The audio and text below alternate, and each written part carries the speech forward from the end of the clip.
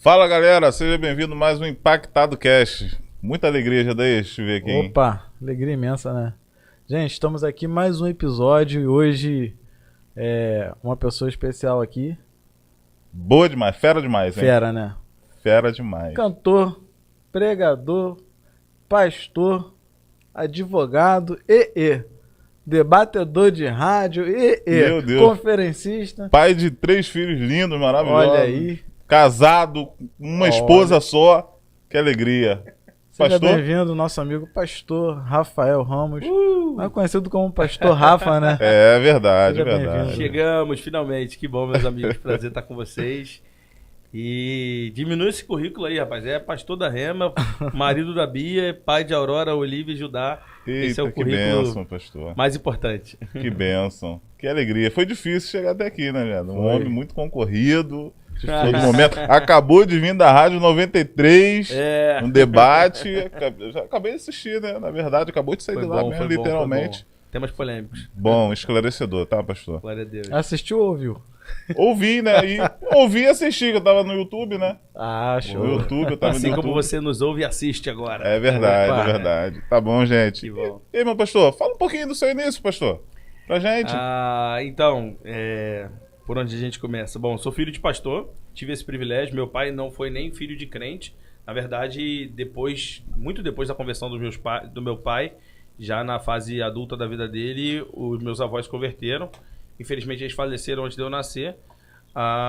Então, meu pai não teve privilégio nem de ser filho de pastor, de crente, mas eu tive o privilégio de ser filho de pastor. Aliás, isso já deixa uma mensagem que eu sempre falo muito lá na igreja, né? Que a sua vida não é só pela sua vida, mas é pelas próximas gerações. Então, só na sua vida, você é capaz de mudar todo o conceito espiritual da sua família. Quer dizer que até você foi de um jeito, depois de você vai ser de outro. Né? Então, hoje, eu sou pastor principalmente por causa do exemplo do meu pai, que foi pastor. Só que ele não teve esse exemplo. Então, ele pagou um preço dobrado para que eu pudesse ser privilegiado. Então, quem sabe você está numa fase da vida aí que, poxa, por que tudo acontece ruim comigo? Por que comigo é assim? Por que comigo é assado? Quem sabe você está pagando um preço dobrado, porque você não está pagando só o preço por você, mas pagando o preço pelas gerações que vieram antes de você, para que as gerações que vêm depois de você possam ser privilegiadas com o privilégio que você não teve. Então, Tem uma chave aí, hein? Já começou assim. Já começamos tem uma chave aí. Começou virando a chave. Já começou Aí, virando. meu pai se converte aos 10 anos, e vou te contar um pouquinho do meu pai, que é interessante a história também. Ele se converte aos 10 anos na Assembleia de Deus. E naquela época a Assembleia de Deus era mais complicada, a tradição era muito forte, né? Bola de futebol era ovo do diabo, televisão era a janela do inferno, tinha essas coisas, principalmente no interior. Meu pai era de Rio Bonito. Então eram três questões. Era mais antigo, era numa igreja mais tradicional e era no interior. Então era bem rígido o sistema. Graças a Deus, meu pai viveu bem com isso, mesmo sendo o único crente da casa. E depois foi pro seminário. E aos 18 anos ele é consagrado ministro da Assembleia de Deus. Que naquela época tinha esse conceito de ministro, que ele podia ser evangelista se ele estivesse auxiliando um pastor, ou pastor se ele estivesse coordenando uma congregação. Chegou a coordenar 14 congregações na época, daquela região ali de Silva Jardim, Rio Bonito. Meu pai brinca que... Já vou começar com polêmica. Meu pai brinca que se a Assembleia de Deus aceitasse bebida alcoólica, a ceia fosse com vinho, não ia dar certo, porque eram 14 ceias que ele fazia todo primeiro domingo do mês. Eram 14 ceias seguidas que ele ia de bicicleta. Brincadeiras à parte, não aceita, gente, tá? Fecha parênteses. A Assembleia de Deus nunca aceitou, né? E obviamente não tem, não vamos entrar nesse assunto. Depois ele participa de uma coisa que é muito legal na história, que eles participam de um centro evangelístico das Assembleias de Deus em Niterói, que era como se fosse um ponto de pregação em Niterói, que depois veio se tornar o Centro Evangelístico Internacional, o CEI, né? Meu pai tem a carteirinha 001 do Centro Evangelístico Internacional. Quando isso foi em 92, quando vem em 92, meu pai recebe um chamado de Deus.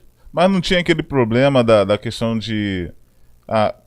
vamos botar em Niterói. Em Niterói geralmente são madame de brinco, cordão, calça. Ele não enfrentou esse problema no Centro Evangelístico? Essa que foi a chave, porque era o ponto de pregação da Assembleia de Deus.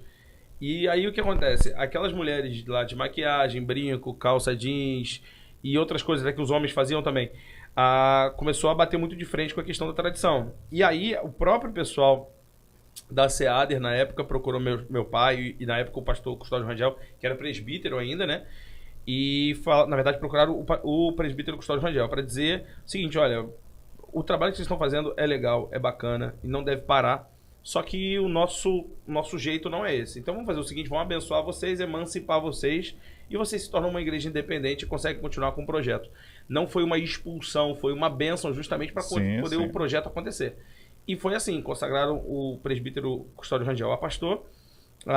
E assim começou o Centro Evangelístico Internacional. Se duvidar, tem gente do SEI que está ouvindo a gente e que não conhece a história, então fique sabendo, a história foi assim. E foi muito bonita, a história é muito de Deus mesmo. Em 92, meu pai já era advogado do pastor Custódio Rangel na época, que era o dono da Plastigel, né? E em 92 Deus dá um comando pro meu pai para ele largar a advocacia, sair de Icaraí e ir para Alcântara plantar uma igreja, que seria o Centro Evangelístico da Alcântara. O Centro Evangelístico da Alcântara foi plantado pelo meu pai, pastor Paulo. É coisa ali de 91, 92, tá? A data exata eu não lembro.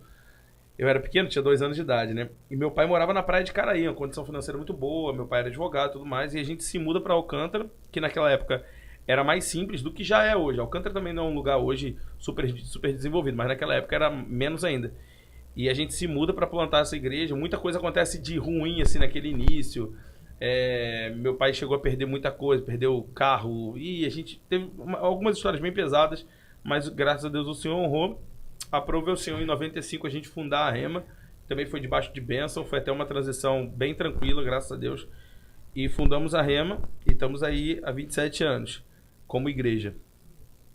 Desde pequeno eu faço parte da igreja, me batizei aos 10 anos, tive um encontro que mudou minha vida aos 13 anos de idade, um encontro assim que sacudiu minha vida. E daí pra frente, graças a Deus eu nunca saí da igreja. Tive fases de estar, como o pessoal fala, perdido da casa do pai, né? Tava mal, minha fé tava abalada, eu já não tava crendo em nada, mas eu tava na igreja e isso foi muito bom. O pessoal às vezes fala muito de, você tá mal, é mais fácil ir embora do que ficar. Na minha opinião, o melhor lugar para você estar é ali, porque você pelo menos está sendo exposto à palavra. A fé vem pelo ouvir. Então, cedo ou tarde, não é versículo, mas água mole em pedra dura. Cedo ou tarde, aquela palavra vai entrar e vai fazer surtir efeito. Foi o que aconteceu comigo. Aí eu assumi a liderança da juventude quando eu tinha 15 anos, dos adolescentes, quando eu tinha 15 anos. E os adolescentes se tornaram jovens, eu assumi a liderança da juventude. E aí continuei até 2019, quando eu saí da liderança da juventude para continuar pastoreando a parte de voluntariado e de ministérios, voluntariado e células dentro da igreja. Sou casado amor, te amo, hein? 7 anos. Esse ano a gente faz 7 anos de casamento. Olha aí. Que benção. É isso aí. Quase cai, pessoal. Quase. Meu Deus. 7 ou 8, tá? Se for 8, vocês me perdoem também. E a gente tem 3 filhos. A Aurora, de 5 anos, Olivia, de 2 e o Judazinho, de 2 meses. Meu Deus. Que benção, né? Que benção. Que história, né, pastor? Andei ocupado. E fala um pouco pra gente, você acabou de falar aí, né? Passou um período meio perdido na casa do pai, um pouco sem fé. E é algo que acontece muito, né, na fase da adolescência. Muitos adolescentes acabam perdendo um pouco da referência, perdidos na casa do pai. Alguns se perdem e vão embora mesmo. Hoje a gente tem vivido um período bem complicado, né? Eu estava lendo alguns relatos, questão de missões. O evangelho na Europa tá um negócio complicado. E isso a gente vê que tá vindo pro Brasil, já chegou nos Estados Unidos. A gente vê uma geração muito apática. Eu tive a oportunidade de estar com uma pessoa hoje conversando, católico praticante, né? E a gente conversando, ele falou: rapaz, mas tá difícil. A juventude de hoje não pratica, não é o evangélico nem o católico, não. É o bandista, todo mundo. O jovem hoje não quer saber de regra. Então, assim, como é que fica essa questão? Eu sou que trabalha muito essa questão com jovens, adolescentes. Fala um pouquinho pra gente. O que me salvou foi ter referências. Por quê? Porque assim, eu errava, eu sabia que estava errado, mas eu não tinha desculpa para continuar errado. Porque o cara, quando ele perde uma referência, né, quando o pai dele é um adúltero, quando o pastor dele é pego num caso, quando ele perde a referência, ele está em pecado e ele diz, eu posso continuar pecando, porque fulano pecou, sendo pastor, meu pai é assim. Quer dizer, que se esses caras que eram para ser referência são assim, eu também não tenho... Não, é impossível viver uma vida santa. Porque o cara tem isso na mente, né? É impossível casar virgem, é impossível viver uma vida santa, é impossível não se contaminar com isso, é impossível não se contaminar com aquilo. E o cara vai com essa consciência até que ele vê uma referência. E a referência é o cara que conseguiu fazer. Então, eu creio na misericórdia de Deus, eu creio na graça de Deus, eu creio no perdão de Deus e na restauração de Deus. Mas eu creio que o altar ele precisa ser cheio de pessoas que conseguiram.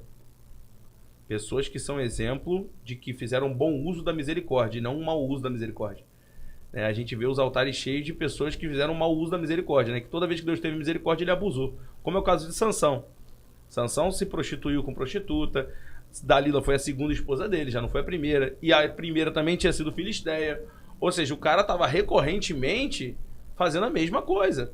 E um cara que está recorrentemente fazendo a mesma coisa, ele é digno de misericórdia? Amém, que seja digno de misericórdia. Mas ele não é digno de ser exemplo. E graças a Deus, a vida do meu pai, a vida dos líderes que conheci, dos líderes nos quais eu me inspirei, era tão referência que me envergonhava, que eu falava, eu tô errado, mas o certo era eu ser assim. Então você tá errado, mas você sabe que você tá errado, né? Então você procura... Eu tinha uma foto na minha casa, tinha um cara que eu admiro muito até hoje, pastor Sóstenes Mendes. Ele é um cara lá de Belo Horizonte, de uma igreja chamada Projeto Adoradores. E eu conheci ele há muitos anos atrás, eu era pequeno. Ele sempre foi um cara muito tradicional, ele tocava teclado, mas sempre aquelas músicas bem... Nunca nada muito moderno, né? Mas eu sempre gostei muito. E eu admirava muito a maneira como ele... Admirava ele em tudo. E ele parece um pouco comigo, ele é moreno, cabelo liso também. E eu tinha uma foto que eu tinha tirado com ele, numa época, inclusive, que tava muito na moda esse negócio de não tiro foto porque não sou artista. Tinha esse negócio, eu sou adorador. Sim. Adorador sem face. Aí tinha os caras que tocavam de costa pra igreja. Tinha esse negócio todo. E esse cara era dessa época, só que eu fui lá tirar uma foto com ele e ele tirou uma foto comigo. E aquela foto foi tão bênção pra minha vida, porque às vezes eu tava mal e olhava pra aquela foto e falava assim, cara, ainda dá tempo de eu me tornar um cara como esse. Eu preciso me tornar um cara assim. Meu Deus, Referência, né, pastor? Então, assim, é o poder de uma referência, né? Você que tá pensando em divórcio aí, você que tá pensando em quem sabe, dar uma escapulida pra dar uma aliviada do dia a dia, lembra que você não tá fazendo isso só com sua vida, mas tá fazendo isso com a vida dos seus filhos também. E o preço para eles vai ser dobrado se você não tiver a hombridade de pagar o teu preço agora. Então paga o teu preço pro teu filho, pelo menos ser livre desse peso de não ter uma referência. Meu Deus. Complicado, né? A música... Deixa eu falar só uma coisa. Sim, pastor. Você continuaria casado se você soubesse que isso ia salvar a vida do teu filho? Então talvez seja essa a conversa. Se a gente for falar de divórcio, não vamos, mas se fosse... Se continuar casado salvasse a vida do teu filho e em vez dele ir pro inferno ele fosse pro céu, você continuava casado para salvar teu filho? Essa é a filosofia de Jesus. Se morrer na cruz vai salvar todo mundo, Pai, afasta de mim esse cálice, mas seja feita a tua vontade. Porque se o único jeito for morrer na cruz, eu morro. Então, se o único jeito para que meus filhos continuem firmes, graças a Deus não é o caso do meu casamento. Eu tenho um casamento maravilhoso, mas talvez você tenha um casamento infeliz. E você vai bater no peito e falar, eu tenho o direito de ser feliz. Beleza, você tem o direito de ser feliz, como Jesus tinha o direito de não ir pra cruz. Mas se a gente tiver um pouco da maturidade de Jesus, a gente vai pagar o preço pelas próximas gerações, pra ser referência. Rapaz, sendo uma chave aí, ó. Quem pegou, pegou. Amém. Ó, quem tá em casa aí já vai pegando a chave aí. Amém. Pastor, a música foi algo muito frequente na vida do senhor também, né? Apesar de tudo, eu conheci o senhor tocando em uma das filiais nossa, MGA da Rua 30. Lá no Catarina. Verdade. Naquele dia eu consegui ser renovado através do louvor do Senhor. Muitas coisas viraram na minha vida através daquele louvor que o Senhor trouxe pra gente, aquela palavra. Quando que o Senhor começa a conhecer a questão da música? A minha mãe era tecladista, né? Na verdade ela era organista, né? Tocava órgão na Assembleia de Deus do Sapê, em Pendotiba, né? A minha família, parte de mãe, era toda da Assembleia de Deus do Sapê. a presbítero Sebastião Ramos, meu avô, e a esposa dele, minha avó, a Efigênia Ramos também. E minha mãe tocava órgão e tal, minha mãe fez Vila Lobos e tal, então sempre foi musicista e tal. A igreja na verdade, no Centro Evangelístico já de Caraí, minha mãe coordenava, qualquer um aqui que for antigo do Centro Evangelístico de Caraí vai lembrar dela, ela coordenava todos os musicais de Natal e tudo mais.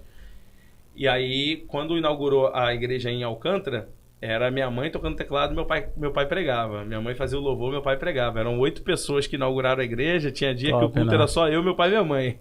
Bacana. E aí minha mãe pegou um violão dela, um de George lá, e ela deixava no meu quarto. E eu zoava, eu rabiscava ele todo, porque eu queria fazer um violão parecer uma guitarra. E eu não tocava. Só que meu pai falava, olha, esse violão é caro e tal. E minha mãe falava, não, deixa ali que um dia ele vai animar e vai pegar esse violão na mão. E foi, eu comecei a me interessar e tal. Aí minha mãe me inscreveu numa aula de teclado. Fiz até o Natinho Batera, fiz uma aula de teclado lá. Sim. Depois fui para uma outra aula que era piano. Depois fui para o Conservatório de Niterói. E aí fui melhorando um pouquinho, depois aprendi violão, aí fui aprendendo os outros instrumentos. Na verdade, o primeiro instrumento mesmo, só que não era melódico nem harmônico, foi bateria, né?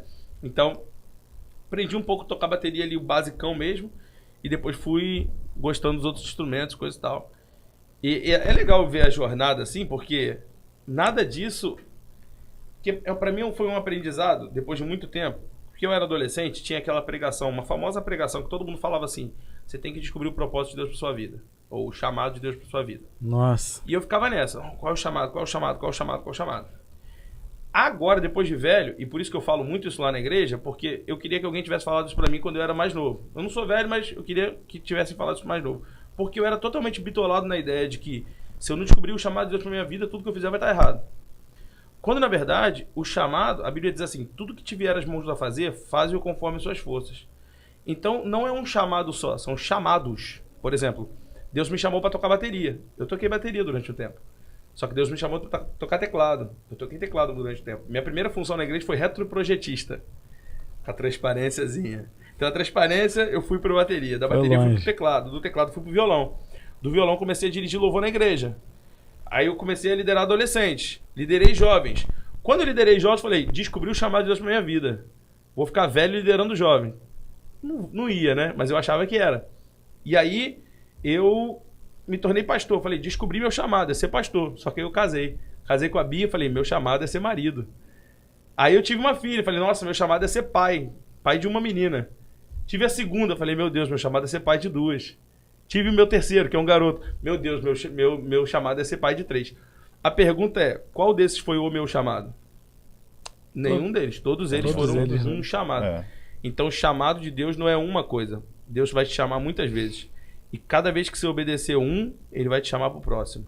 Cada vez que você obedecer um, ele vai te chamar para o próximo. Então, quem sabe o chamado de alguém que está assistindo vai ser, posta um vídeo no YouTube. Vai lá e posta. Mas eu não tenho um canal, eu não tenho isso. Isso é um chamado de cada vez.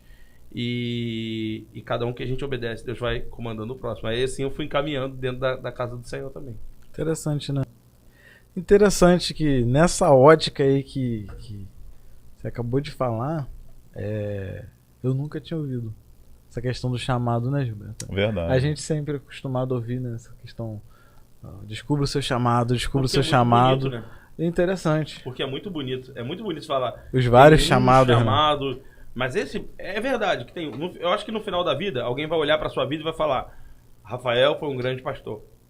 Moisés foi o libertador de Israel. Eu acho que no final da vida alguém vai falar aquilo. Mas o processo, você cumpriu uma tarefa de cada vez, uma etapa de cada vez.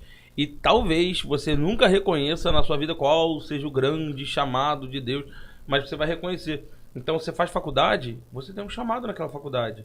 Você, não, pastor, não tenho chamado não, porque eu sou médico, sou cirurgião, neurocirurgião. O cara faz cirurgia no cérebro e acha que não tem chamado, porque ele não prega nem canta. Não prega nem canta, não tem chamado. Então você tem chamado, e cada chamado, e alguém pode perguntar, pastor, então qual é o meu chamado hoje? O que te vier as mãos a fazer, faz-o conforme suas forças. Você tem quantos filhos? Cuida desse um. Tem quantas esposas? Em nome de Jesus, uma? Cuida dessa uma que ele te deu. Você tem quantos membros na igreja? Eu sou um pastor de uma igreja com 20 pessoas. Cuida dessas 20 pessoas. Ah, eu sou o líder de um ministério que só tem 30 integrantes. Cuida desses 30 integrantes. O que tiver as mãos para fazer é teu chamado nesse momento. Meu Deus. E tem chamado também, tipo, você pode ter o chamado de trabalhar na questão de mídia, com a câmera na mão, manuseando o som, né? E é uma outra coisa que a gente não pode confundir também. São aptidões, né? Ou o pessoal chama de dom, né? Então tem uma facilidade, porque a minha mente funciona desse jeito, ou porque a minha criação foi assim. Tem uma facilidade com tecnologia, eu tenho facilidade com questões de matemática e tal. Então, se a pessoa tem uma aptidão, provavelmente o chamado dele pode ser servido por essa aptidão, né? Então, assim, a pessoa fala bem. Então, talvez, dentro do chamado de ensinar a palavra, de pregar a palavra, falar bem seja uma aptidão bacana do cara ter. Ah, mas se não tiver, se gera, se cria. Entendido. Pastor, o senhor é um... Não vou falar a palavra, a frase, né, acima da média, que a última vez que foi falado aí deu um problema no meio musical. O negócio de acima da média dá ruim. Meu Deus do céu. Mas, pastor, o senhor pensa fora da caixa. Essa é uma realidade. Foi um dos pastores de São Gonçalo que eu vi. Hoje tem outros surgindo. Mas o senhor foi um dos primeiros que eu vi pensando fora da caixa. E... Amém. Por pensar elogio. fora da caixa, o senhor não enfrentou algumas barreiras no ministério?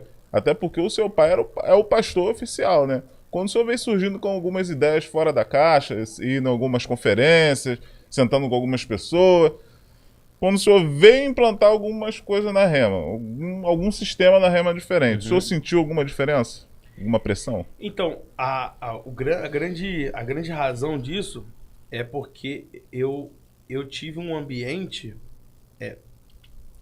guardado para poder fazer essas coisas. Então, é como se... isso não é porque ele era meu pai. Eu vejo meu pai fazendo isso com outros líderes na igreja, dando liberdade para outros líderes da igreja. Óbvio que a confiança que tem entre um pai e filho é grande, óbvio também. Mas ele confiou em mim várias vezes para várias coisas. Às vezes questões financeiras, que era um desafio grande, que eu queria para a juventude, para a gente fazer uma conferência assim assado, que ia custar muito caro. E ele falou, não, tá bom, filho. Tem certeza que isso é possível? Vamos ajustar aqui. Beleza, faz. Meu pai já comprou brigas por mim na igreja, de alguém que, mas por que Paulo... Ele, não, vai fazer sim. Ou seja, ele protegeu muito esse ambiente para eu poder... E aí que tá o detalhe, né? Na parábola do semeador, é a mesma semente em todas as oportunidades. O que muda é o solo. Então, não estou me tomando como exemplo, mas tem vários jovens que pensam fora da caixa em várias igrejas. Só que em alguns lugares é terreno espinhoso, outros terreno pedregoso, outro terreno raso demais, e poucos jovens criativos caem num lugar de terra fértil. Então, fica um alerta para os pastores, né? Então, eu também ouço muito, uma outra frase que eu ouço muito, eu vou em café de pastores desde que eu era pequeno, né? Aí os pastores me abraçam, eu te considero um filho, porque infelizmente meu filho está desviado, eu queria ter um filho como você. E eu ouço isso, ouvia, hoje eu sou um homem casado e tal, mas na época de mais novo eu ouvia muito isso dos pastores. E eu sempre penso muito no exemplo do meu pai, que meu pai inclusive me protegeu da igreja, dos males que a igreja poderia ter me causado, a igreja como instituição. E olha que eu sou o maior protetor da igreja. Para mim, a igreja é o melhor lugar do mundo. Como o pessoal conta da Arca de Noé, né? A Arca de Noé tinha sujeira, tinha um monte de bicho lá dentro. Mas era o melhor lugar do mundo. Estar, né? Eu queria estar ali. Então. Só que meu pai me protegeu de muitas coisas dessas, né? De gente que ia me apunhalar, que ia me criticar, que ia fazer... filho de pastor, piriri. Então meu pai teve essa sabedoria de me proteger para que eu pudesse ir crescendo e aplicando muita coisa, E meu pai me incentivava, me mandava para os lugares. E foi essa terra fértil que fez uma semente comum poder se tornar uma árvore frutífera, né? Porque tem muita semente boa em muito lugar. E isso acontece muito também, quando às vezes uma pessoa muda de igreja e ele não era nada na igreja anterior, ele era mal aproveitado, tal. O cara mudou de igreja, bum, o cara floresceu. Esses dias um pastor de alguém que eu tenho na minha célula, ele é meu vice-líder hoje, um dos meus vice-líderes, ele por acaso foi visitar a antiga igreja dele. E aí o antigo pastor dele falou, né, lá você mal chegou, já está sendo vice-líder de célula. E aí ele falou, poxa, pastor, eu tive que me segurar, porque eu sempre quis fazer alguma coisa lá, mas nunca deixaram. E aí agora bombou. Mas não é, porque é a mesma semente, só que foi colocada em terreno fértil, né? A gente vê um monte de relatos disso, né? Meu Deus. Não, vamos deixar isso quieto, né? Mas E acontece em todo lugar, até lá na igreja também já aconteceu de Sim, alguém sim. sair de lá e eu me falar, puxa, por que, caramba, usei mal essa pessoa, né? Digo assim, não encaixei ela no lugar certo, ela foi para outro lugar, despontou, foi bênção lá, e glória a Deus por isso, pelo menos não foi pro mundo. Sim, Mas sim. a gente percebeu uma falha, né? O senhor viu um incentivo da parte do seu pai ou por alguma pressão, às vezes, olhar assim, não usa, olhava o banco de reserva assim, né? Vamos usar uma metáfora assim. Olhava o banco de reserva e só via o pastor Rafael, né? Não, bota ele agora não, por pressão de alguém? Ou teve uma hora que ele teve que te usar mesmo, ou ele sempre incentivou o senhor no seu ministério? Então, eu acho que para quem nunca fez isso, acaba tendo que cedo ou tarde meio que bater de frente, causar uma briga. Mas como meu pai fez isso desde muito cedo, então desde muito cedo eu estava introduzido. Eu sempre fiz parte do contexto. As irmãzinhas mais velhas da nossa igreja me respeitam como pastor, assim, de chorar, de sentar comigo e chorar e falar, meu pastor, você é meu pastor, eu te vi pequeno. Até porque eu sempre fui respeitador também. Eu não tenho aquele histórico de filho de pastor que avacalhava, fazia tudo de errado e que o pai protegia. Isso também é errado. Sim, sim. Né? É errado porque você machuca a igreja por causa do seu filho. Mas é também errado você machucar seu filho por causa da igreja. Né? Você tem que dar um jeito das duas coisas conviverem. E não só seu filho, né? Sua família, né? Porque isso se aplica também a marido e mulher. Muitas vezes o pastor é uma bênção, mas a esposa dele é totalmente colocada de lado. Não vive, não faz parte da igreja. Eu vejo várias vezes que, por exemplo, hoje, minha esposa é uma mulher nova, a gente tem 3 filhos novinhos, dos quais 2 ainda usam fralda, né? Os 3 ainda tomam um mamazinho de mamadeira, o primeiro, o mais novinho, é no peito ainda. Ou seja, a gente não tem uma pessoa que nos auxilia em casa, a não ser uma moça que vai lá 1 ou 2 vezes por semana, mas não é uma pessoa fixa. Então, tudo isso faz com que minha esposa esteja um pouco mais ausente. Então, por exemplo, culto de quinta é difícil ela estar lá, mas eu sempre estou. Só que minha esposa, quando a gente engravidou do 3º filho, ela falou para mim, amor, eu acho que eu não vou abrir mão do Ministério Kids, que ela é líder do Ministério Kids. O que eu fiz? Chamei ela já tinha uma vice-líder, Núbia, inclusive, que se estiver assistindo, a menina incrível, diaconisa lá da igreja. E aí, o que a gente implementou? Núbia, você é a nova líder do Kids, mais ou menos assim, mas a Bia é a pastora do Kids. Por quê? Eu não vou porque minha esposa agora está 9 meses ocupada com as questões da gravidez. Eu agora, não, esposa, então fica parada aí que agora vai outra pessoa tocar o ministério. Não. E essa menina aprendeu a honrar a pastora Bia. Toda reunião que ela faz, a pastora Bia não pôde estar porque ela tá isso, aquilo, mas eu tô aqui. Ou seja, é aquele mesmo ambiente onde minha esposa consegue crescer na velocidade dela. E quando as crianças estiverem crescidas, ela não vai olhar para a igreja como um ambiente estranho, que ela não costuma ir, nem frequentar, nem ter autoridade, porque... E mesma coisa os filhos, né? Eu acho que muito pastor erra até nessa questão também da esposa também. A esposa é a dona de casa para... É quase isso. O combinado é, você cuida da casa, eu cuido da igreja. Meu Deus. E esse combinado é perigoso. E os filhos vendo isso, né, pastor? É até um dado interessante. É um centro de pesquisa nos Estados Unidos, né? Fala a questão do cristianismo. Estava dando um dado muito interessante. Cerca da Europa, né? Que o cristianismo vem caindo assustadoramente. Na Ásia e na África tem subido. O número de cristãos no mundo vem subindo. Essa é a pesquisa. Mas, em compensação, o número de desviado é muito grande. Só que vem algumas porcentagens no meio desses 30 milhões de desviados. Alguns se afastaram a respeito de mudou de estado por causa de trabalho, ficaram fracos na fé e deixaram de frequentar uma igreja e deixaram o cristianismo meio que amortecido dentro dele. Outros por questão de entrar numa faculdade, mas assustadoramente uma parte dessa porcentagem é de filhos de liderança cristã e dentro dele filhos de pastores que se desviaram. O número é assustador e vem apontando cada vez mais. O senhor teve essa oportunidade de ser filho de pastor tem como o senhor contar como é mais ou menos esse ambiente de filho de pastor? Se as festas que vocês vão é só da igreja, casamento é só das pessoas da igreja, tá, não sei o que, igreja. Conta um pouquinho mais ou menos como é que é essa questão. Eu acho que sim, tem que ter muita sabedoria. Muita sabedoria. E volto a falar do meu pai, né? Não tem como deixar de falar. Meu pai é meu herói, assim. Meu pai, por exemplo, vou te dar a parte complicada. Todo domingo eu ficava na casa de irmãos da igreja. Porque domingo na nossa igreja tinha 3 cultos. Hoje também tem 3 cultos. Naquela época a igreja era menor, meu pai pregava nos 3 cultos. Então não tinha condições de pregar no culto da manhã, vir me trazer para casa, me trocar de roupa. Era muito cansativo para eles. Então eu almoçava na casa de um irmão da igreja, eu ficava lá de tarde e voltava pro culto. Só que, então isso eu podia levar como algo ruim? Podia, mas meu pai também proporcionava que eu ficasse na casa do irmão que tinha piscina, que tinha uns amiguinhos para brincar. Aí é legal, então, pra né? mim passava batido. E outra coisa, meu pai do nada, por exemplo, o pastor geralmente ele tem uma flexibilidade de horário. O pastor que é tempo integral na igreja, ele geralmente tem uma flexibilidade. Ele fala, olha, hoje eu vou fazer gabinete, hoje eu não vou. Ele tem uma flexibilidade. Ele tem que saber usar isso. Já que sábado e domingo, que é o dia que todo pai passa com o filho, o pastor não vai poder passar, pelo menos na segunda, vamos compensar esse negócio. Então não foi nenhuma, nem 2, nem 3 vezes que meu pai, saindo de um culto de domingo, falou assim, vamos viajar? De noite, saindo do culto. Vamos viajar? Aí, ué, pai, viajar, mano.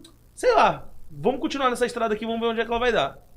E a gente ia, coisa perto, Arraial do Cabo. E eu aprendi isso com ele, assim.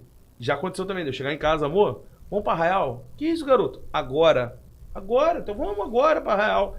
Em compensação, eu trabalho tempo integral na igreja há uns 12 anos. Eu nunca tirei férias. Aí alguém vai falar, que isso, pastor, você tem que descansar. Mas eu descanso, obviamente descanso. O que eu não consigo é pegar 30 dias. Eu acho até loucura pra quem faz, mas isso é cada um com seu cada um. Mas eu chego do nada pra minha esposa, não, vamos tirar 3 dias. Eu ligo pra secretária da igreja, vamos coordenar aqui. Se tinha um gabinete, vamos remarcar. Se tinha uma reunião, a gente remarca. Beleza, 3 diazinhos, vou pra Arraial. Gente, é muito caro. Poxa, tem pousada aí que tá R$150, 170, R$200 na diáriazinha ali, tal, com café da manhã incluso, você vai e volta, faz um bate-volta. Você acabou de ganhar um mês, né? E para mim, esses momentos eram muito preciosos com meu pai, né? Isso que, para mim, ser filho de pastor foi só privilégio, né? Porque ele ia me protegendo disso.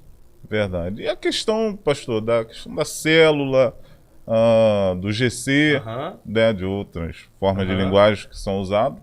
Como que foi construído isso na Rema? Como que vocês implantaram isso? Até Legal. porque foi um jeito de proteger, né, essas pessoas que estão ali naquela fase bem rasinha da beira da praia, né? Como foi isso?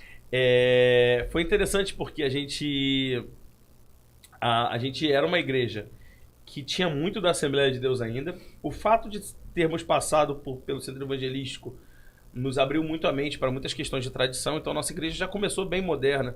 Por exemplo, nos primeiros anos a gente tinha um evento lá chamado Rema Rock, que era um show de rock com umas 4, 5 bandas gospel, que no fundo até hoje eu não sei se tinha gente crente naquelas bandas ou não, porque aquela galera era muito louca, brincadeiras à parte. A gente já fazia uns eventos assim, então era muito... A gente tinha um coral lá na igreja que chamava Coral do Silêncio, que era um coral de 100 pessoas que não cantavam, só faziam gestos de libras. E aí a gente apagava a luz, todo mundo de preto, só com a luvinha branca, botava a luz negra. Então tudo aquilo já era um negócio assim, né, pra frente.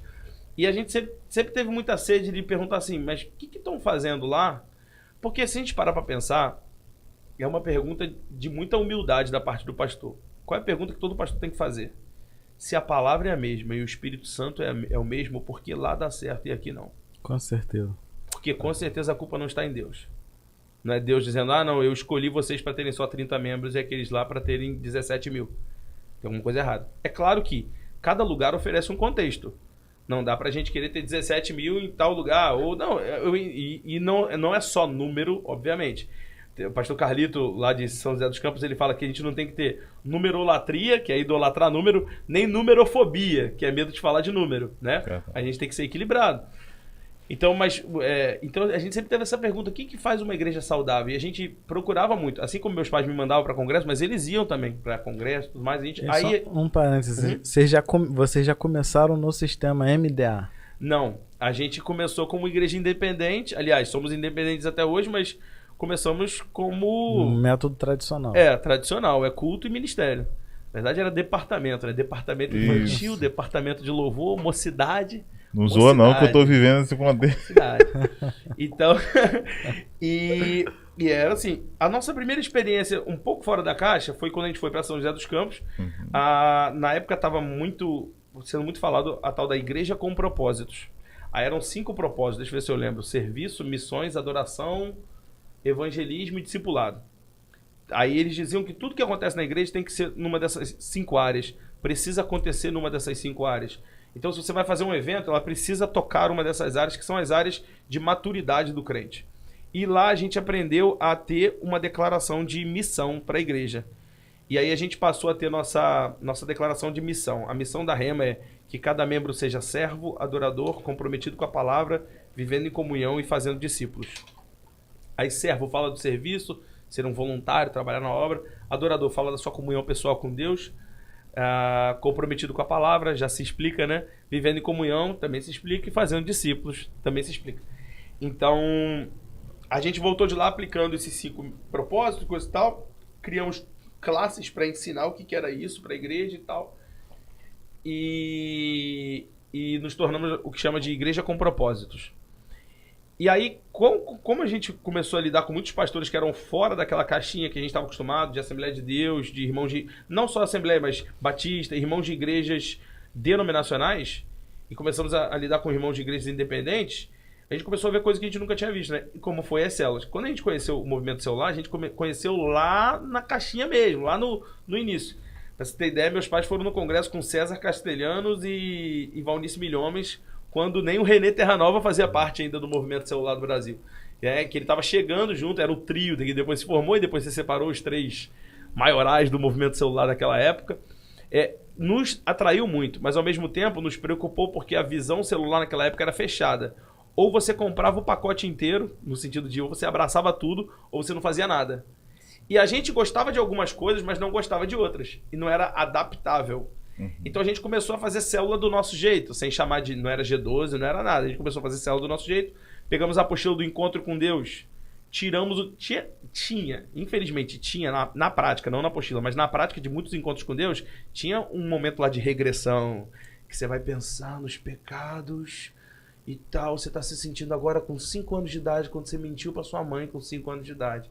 Como se Deus fosse te cobrar pela mentira que você contou para sua mãe com 5 anos de idade. Não é verdade, isso não é bíblico. E aí a gente tirou isso, não, isso a gente não quer, isso a gente quer. Beleza. Nessa caminhada toda, e aí foram criando várias visões e tal, finalmente a gente conheceu o MDA. E o MDA, na época, há o quê? Uns 12 anos atrás, uns 12 anos, não, até mais, uns 15 anos atrás, o MDA era uma visão que para nós foi muito legal, porque eles eram tudo da visão celular, só que em módulos. Então, se você quiser aplicar o discipulado que a gente aplica, aplica. Se você quiser aplicar o treinamento, aplica o treinamento. Se você falar para mim, não, já tenho um treinamento bom, eu não quero treinamento, só quero o modelo do pequeno grupo. Usa só o modelo do pequeno grupo, usa o que você quiser. O Abe Uber, que é o fundador desse modelo, ele dizia assim, pega a apostila, tira as minhas heresias, coloca as suas, coloca o teu nome na capa e imprime.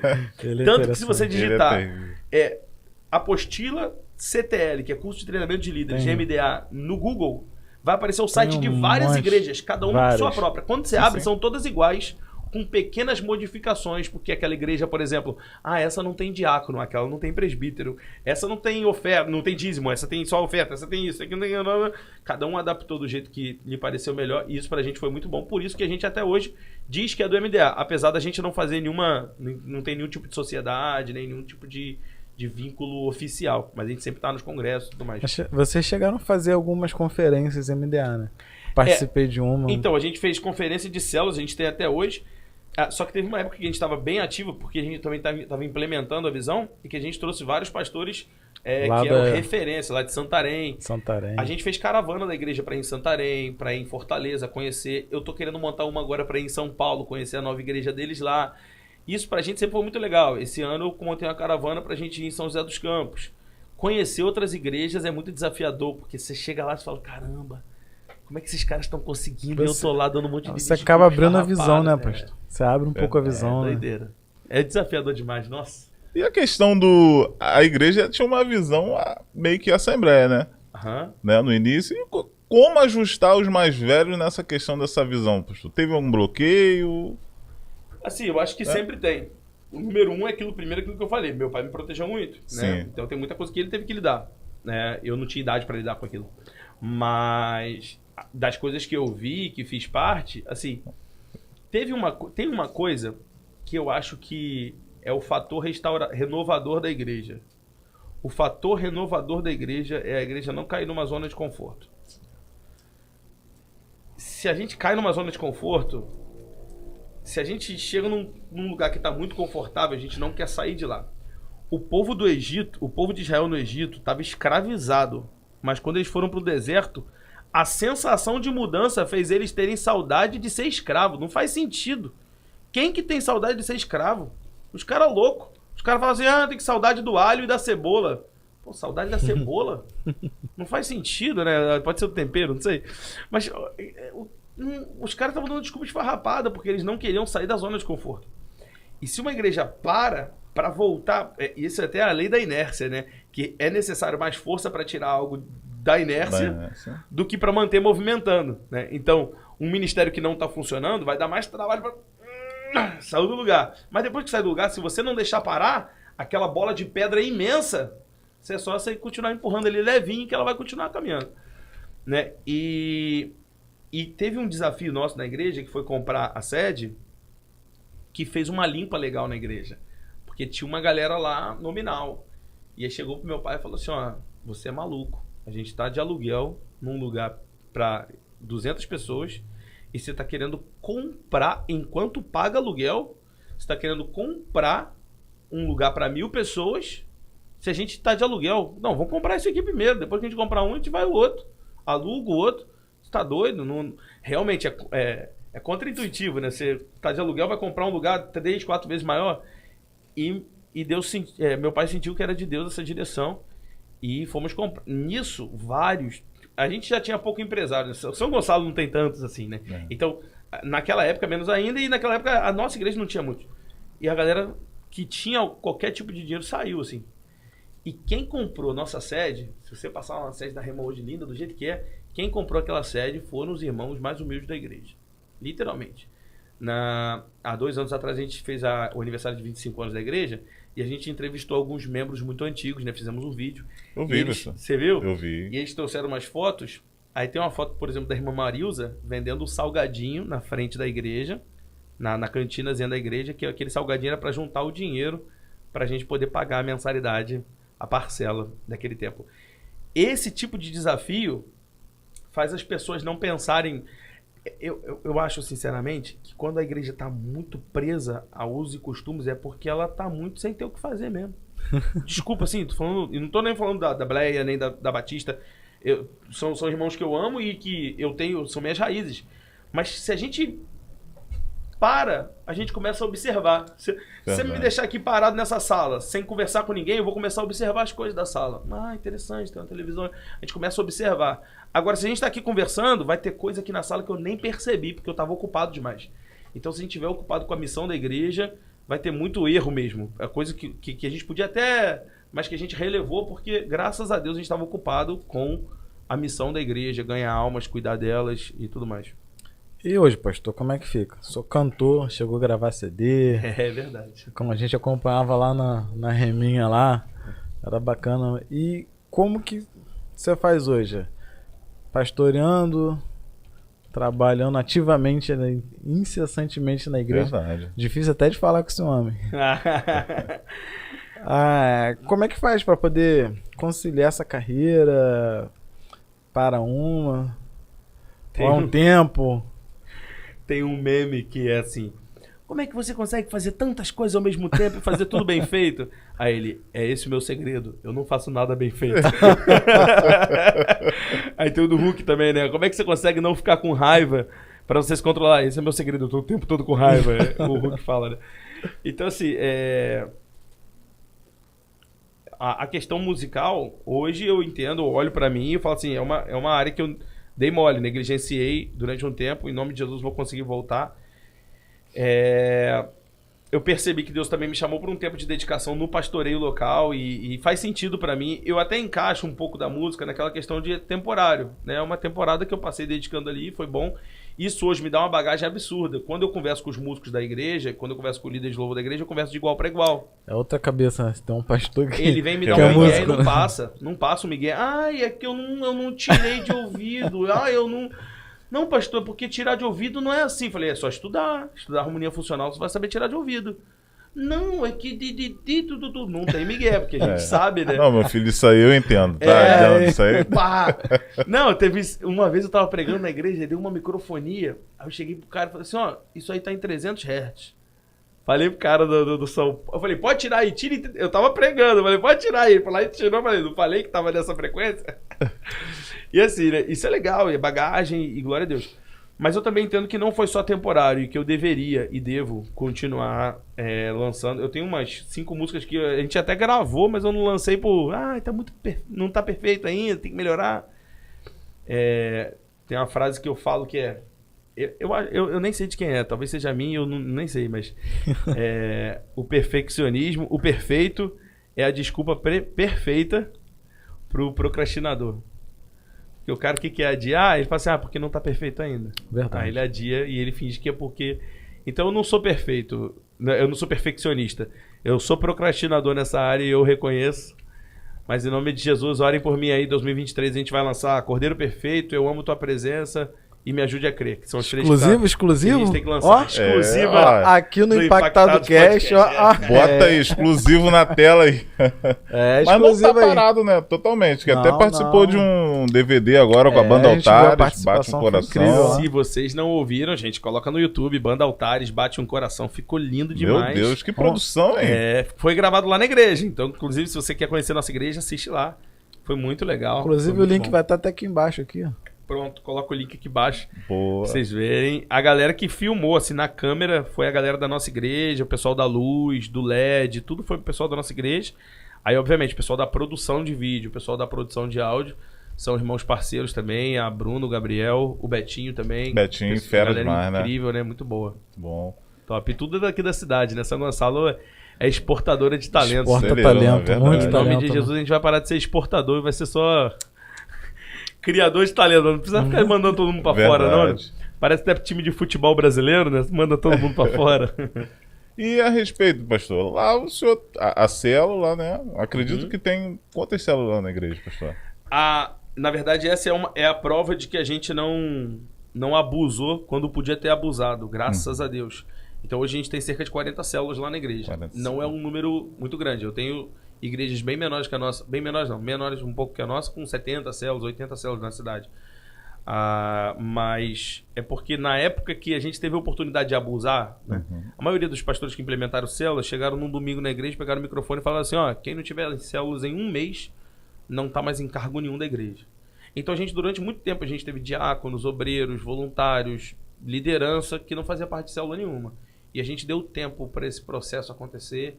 E hoje 90% está. E quem não está não assume liderança nenhuma, obviamente. E de novos voluntários você só entra realmente se você estiver inserido numa célula, né? E aí a gente tem cerca de 40 células lá hoje. Passou um período, né, que era as igrejas que foram para a questão da célula, o foco era multiplicar, né? Vamos multiplicar. É engraçado que lá a gente tem um curso de membresia chamado Visão Rema, né? Todo mundo que chega novo na igreja faz esse curso. Aí quando eu falo que a Rema é uma igreja em célula, é nítido. Você vê a cara de várias pessoas fazendo assim. E eu falo assim, quem aqui já teve trauma com a palavra célula? E um monte de gente levanta a mão. Na igreja que eu era assim assado. Você acha que algumas pessoas falharam no meio dessa caminhada para dar esse bloqueio assim na pessoa? Eu acho que sim, por causa do chamariz. O chamariz do movimento celular sempre foi um marketing em cima do faça a sua igreja crescer em 1 ano.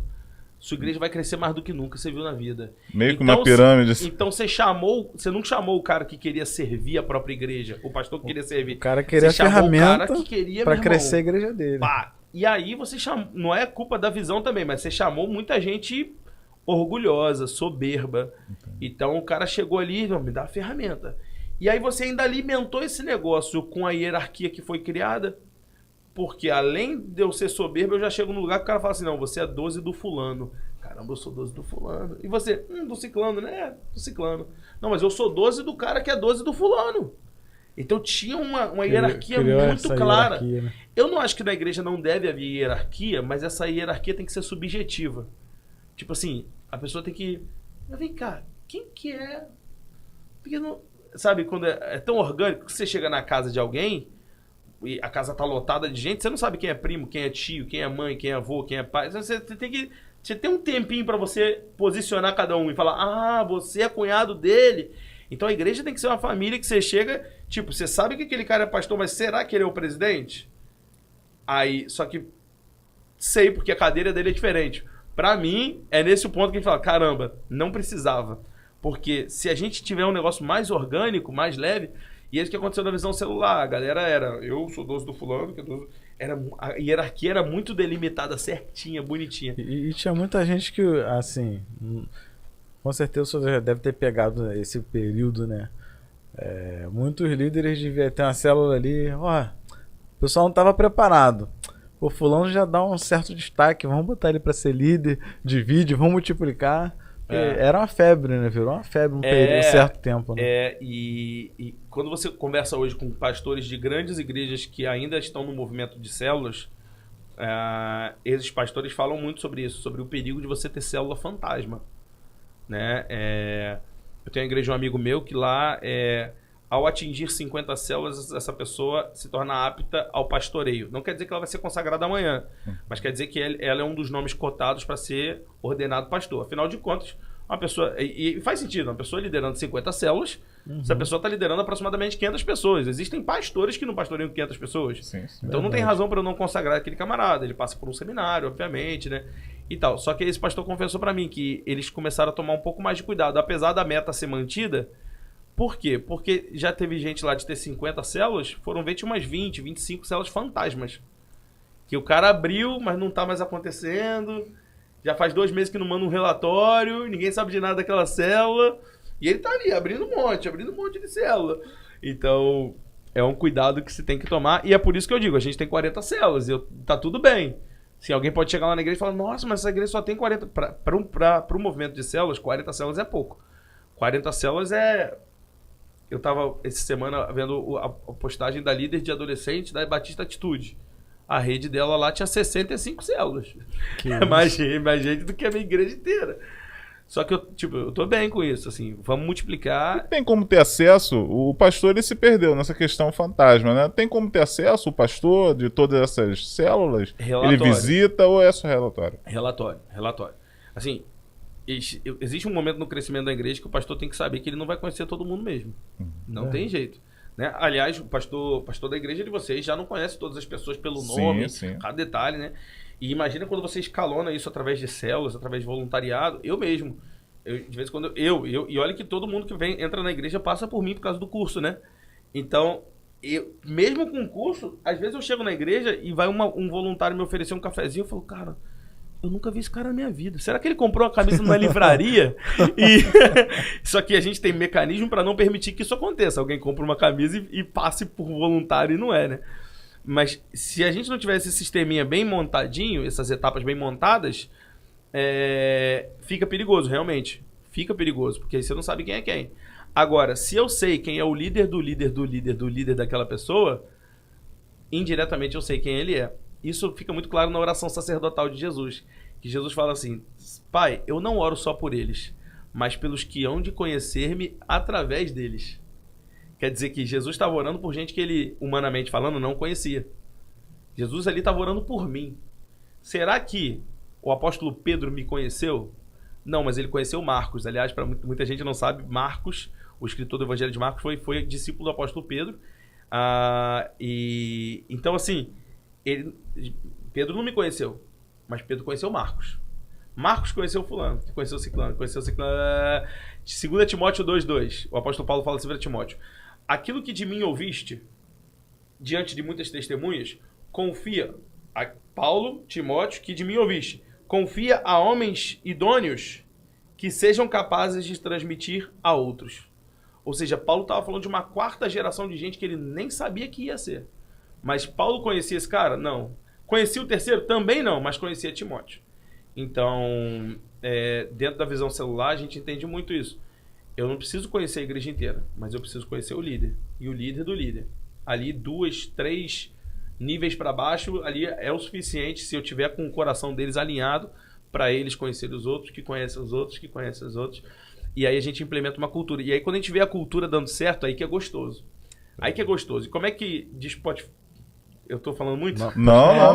Se estiver falando como é que a gente vê que a cultura está sendo bem implementada? É a quantidade de pessoas que continua dando próximos passos. Por exemplo, se a gente contar só pela quantidade de pessoas que aceitam Jesus, existem igrejas evangelísticas que não são saudáveis. Os caras ganham alma, mas o cara entra ali e sai. Existem igrejas super teológicas, mas que não ganham uma alma para Jesus. O que é uma igreja saudável? É que o cara entrou ali, ele dá um próximo passo. Daqui a um mês, ele dá outro passo. Daqui a um ano, ele dá outro passo. E o cara que tem 30 anos na igreja ainda está dando passos de maturidade. Você ainda vê ele crescendo na fé. Então, por exemplo, confissão de pecados é um passo de maturidade. Quem que confessa pecado? Só quem é maduro em Deus. Então, todo ano a gente prega uma mensagem lá chamada sobre a confissão. É o poder da confissão, o nome da pregação. E todo ano é tiro e queda. A gente prega essa mensagem durante a semana. Os pastores têm a maior ocupação do ano de gabinete. Porque vem a galera, pô, pastor, preciso falar uma parada. E o bonito de ver é que a cultura da confissão funciona. A cultura do devocional funciona. Quando o cara vem fazer um gabinete comigo, as 3 perguntas que eu faço. Eu pergunto qual a sua célula, quem te discipula e como está a tua vida devocional. E ali o cara confessa pecado, fala alguma coisa e tal. E se eu sei qual célula ele é, quem discipula ele e como é que está a vida devocional dele, eu sei que ele é pastoreado, eu sei que ele é discipulado e eu sei que ele tem uma comunhão direta com Deus. Esse cara tá saudável, eu tô tranquilo. Ah, mas ele pecou. Beleza, cair em pecado é uma coisa, viver em pecado é outra. Vou te dar um exemplo aqui muito, muito esdrúxulo. Esse exemplo é bem forte, mas eu acho que dá pra entender. Eu recebi uma ligação de um rapaz da igreja, falou assim, pastor, eu preciso falar com você agora. Falei, tá, mano, eu tô aqui na igreja, vem aqui agora. Ele tava ofegante, não, pastor, tá bom, eu vou pra aí. Falei, caramba, aconteceu alguma coisa. E ele chegou, sentou no meu gabinete e falou, pastor, traí minha noiva. Falei, cara, como assim? Pastor, eu tava trabalhando, ele trabalha no serviço de internet, cheguei na casa de uma moça e essa mulher simplesmente me agarrou do nada e eu cedi porque foi uma aventura, assim, do nada. E eu caí, pastor. Falei, mano, quando que foi isso? Como é que foi isso? Foi agora, pastor, acabei de vigilar. E por mais que isso me choque ou vai chocar alguém que tá ouvindo, falar, que isso, pastor? O cara perdeu o respeito pelo pastor.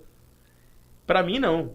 Pra mim, esse cara... Olha que cultura linda foi a cultura que o cara aprendeu que quando ele erra, ao invés de fugir do pai, ele tem que correr pro pai. Ao invés de fazer o que Adão fez e se esconder, ele tinha que gritar e falar, Deus, desce aqui rapidinho. Vem falar comigo porque eu pequei. Né? Então a primeira coisa que esse garoto fez, ele falou, cara, pequei, o que eu tenho que fazer? Vou esconder as provas. Não, a primeira coisa que ele fez foi ligar o pastor. E esse cara é um cara da ponta. Ele não é líder de célula, ele não é líder de ministério, ele é um cara da ponta, ele é um voluntário e relativamente, ele não era tão antigo na igreja, devia ter uns 3, 4 anos na igreja. Ou seja, olhar um cara lá da ponta agindo com maturidade de líder me faz saber que o caminho até a ponta tá funcionando, né? Que o fio não foi quebrado até lá. Meu Deus. Interessante demais, né? E, pastor, nessa questão de confissão de pecado, os problemas da igreja hoje mudaram, né? Verdade. Antigamente, na Assembleia de Deus, não era questão daquela irmã que pintava uma unha, que pintava o cabelo, né? Mudou muito, né? Hoje mudou. A questão da homossexualidade, pastor. Como vocês conseguem enfrentar a questão da homossexualidade lá na Rema? Ele gosta de entrar no tema polêmico. É, né? Ele gosta. Taca um foguinho aí. Entrar no tema polêmico. Tá muito fácil, né? Célula, como é que foi essa história? É, né? Então tá bom. Como você tem enfrentado esses últimos momentos assim, da igreja, assim, pastor? Eu acho que, assim, é verdade que a igreja no passado cometeu alguns erros. É verdade. Mas também acho que esses erros não são desculpa, né, para toda a militância que se faz contra a igreja. Graças a Deus a igreja tem amadurecido e isso é muito importante. Agora, eu acho que o primeiro passo para a gente lidar com qualquer pecado é ter a coragem de perguntar. É porque, assim, é muito fácil não perguntar. Eu tenho uma disposição em mim, e eu já falei isso várias vezes, e vem um casal conversar comigo, ou um garoto que eu sei que tá namorando, ele não tem como terminar um papo comigo sem eu perguntar pra ele: como que tá a sua vida de santidade? Você tá conseguindo caminhar em santidade no seu namoro? Só que essa é uma pergunta que às vezes na liderança a gente não quer fazer. Porque se a gente fizer esse cara falar, não, vou problema. perder o guitarrista, é melhor eu não saber. Vou perder o baterista, é melhor eu não saber. É melhor eu não ficar sabendo. E quando eu fico sabendo, assim, eu tenho, claro, uma igreja que já está crescendo, eu tenho lá uns 3 ou 4 casos, não de homossexualidade, eu tenho outros de homossexualidade, mas desses que eu vou falar agora, que são outras questões que me contaram e que eu tô tendo que fazer uma volta para avaliar o que está acontecendo, para saber se é isso mesmo e confrontar esse cara. Né? Eu já tive gente que eu sentei no meu gabinete e falei assim: ouve esse áudio aqui que você mandou pra menina e me encaminharam esse áudio. E você é noivo de outra menina, ouve aqui.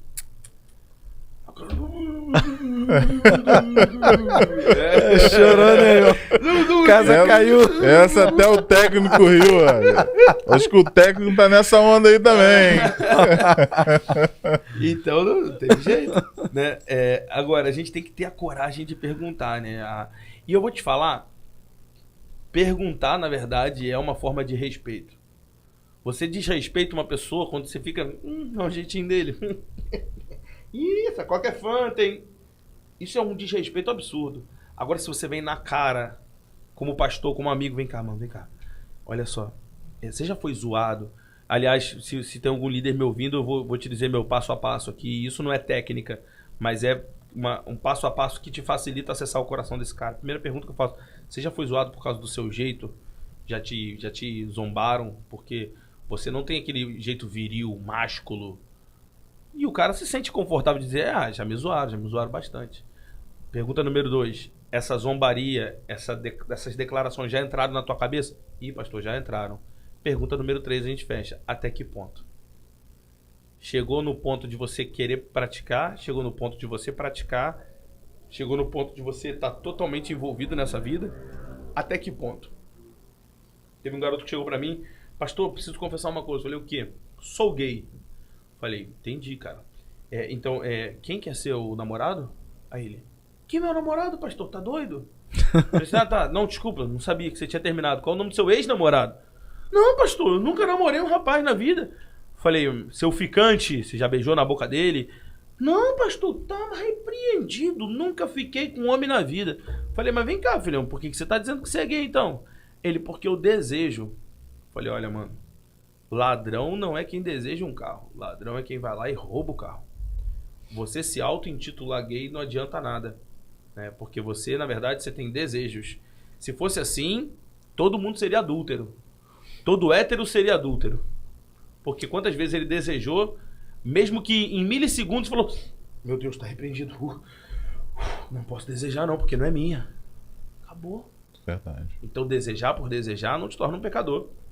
A não ser que você alimente aquilo e a não ser que você pratique aquilo.